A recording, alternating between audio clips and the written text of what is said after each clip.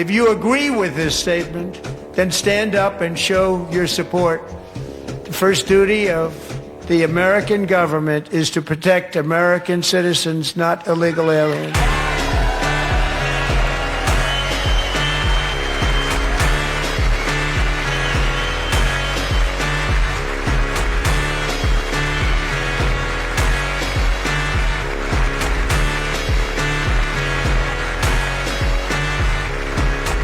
Isn't that a shame? You should be ashamed of yourself not standing up.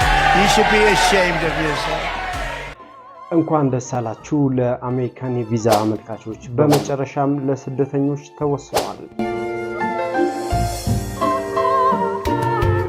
ሰላም ዛሬ መጣሁት አዲሱን ፕሮጀክታችንን ለማሳየት ነው። አርጄ ኤንድ ፋሚሊ ሪል ስቴት እጅግ ቅንጡ የሆነ ባለ 1 ባለ 2 ባለ 3 መኝታ ቤቶች እንዲሁም የንግድ ሱቅ ደግሞ ከግራውንድ እስከ 6ኛ ፎቅ ድረስ አዘጋጅተንላችኋል። አርጄ ኤንድ ፋሚሊ ሪል ስቴት በመሃል ቦሌ አዲስ አበባ ስቴዲየም ፊት ለፊት ይገኛል። ስለዚህ በመደወል የንግድ ሱቅ ወይንም ደግሞ የመኖሪያ አፓርትመንቶችን ማግኘት ትችላላችሁ። ለተለያዩ ቢዝነሶች ማዋል ትችላላችሁ። ከቦሌ መድኃኒዓለም ወደ 22 በሚሄደው ዋናው መንገድ ላይ እንገኛለን።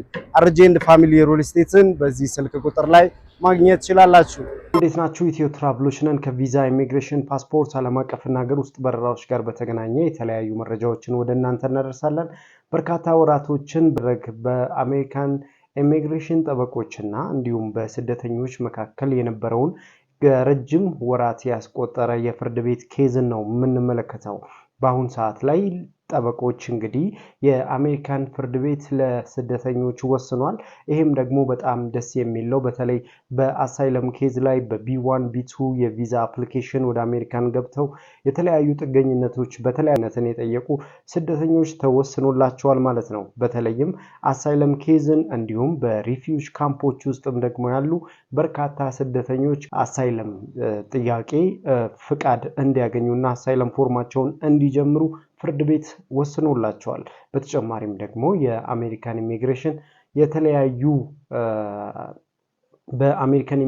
የተለያዩ የቪዛ አመልካቾች እንዳሉ ይታወቃል። ለምሳሌ በግሪን ካርድ ፎርም፣ በኤች1ቢ የስራ ቪዛ አመልካቾች እንዲሁም ደግሞ በተለያዩ የቪዛ አፕሊኬሽን ወደ አሜሪካን የገቡ እንዲሁም በተለያዩ ቦርደሮችም ወደ አሜሪካን የገቡ ስደተኞች የአሳይለም ኬዛቸው ከእንደገና እንዲታይና ከዚህ በፊት የከፈሏቸውን ክፍያዎችን የአሜሪካን ኢሚግሬሽን እንዲቀበላቸው የአሜሪካን ፍርድ ቤት አስታውቋል። ይህንን እንግዲህ ተከትሎ በርካታ ሰዎችም የዚህ ሰለባ የነበሩ የአሳይለም ኬዛቸው ፖዝ የተደረገባቸው በርካታ ኢትዮጵያኖች፣ ኤርትራኖች እንዳሉ ይታወቃል። ይህም በጣም ደስ የሚለው እንኳን ደስ አላችሁ ማለት እንፈልጋለን። የተለያዩ አዳዲስ መረጃዎችም ቶሎ ሲወጡ እንደምናደርሳችሁ ይታወቃል።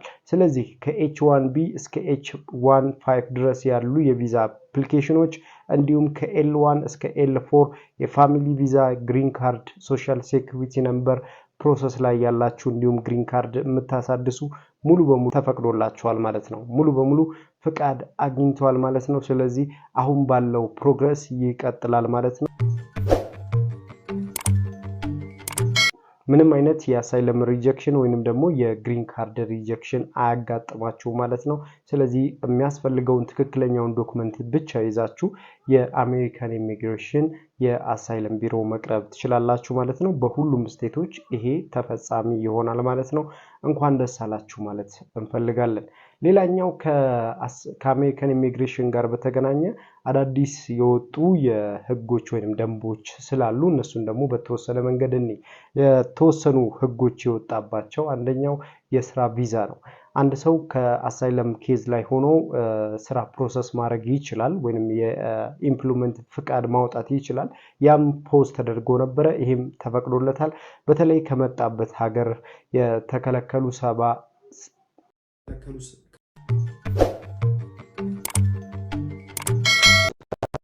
ከመጣበት ሀገር ጋር በተያያዘ አሜሪካን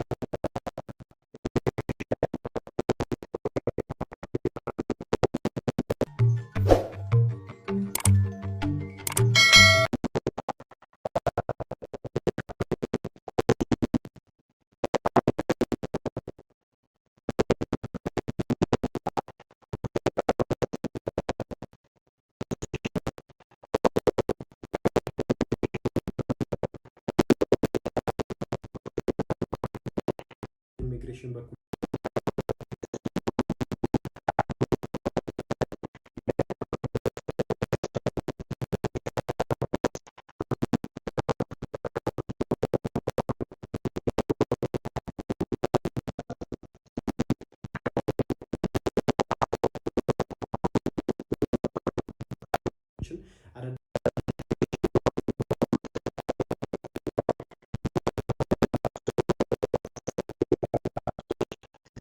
እስከምትሄዱ ድረስ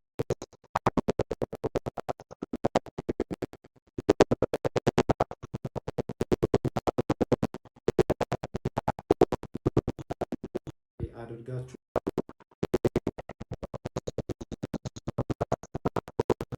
ፈልጋል አዳዲስና ወቅታዊ መረጃዎች ሲኖሩ እኛም ወደና አሜሪካን ሀገር አውሮፓ ያላችሁ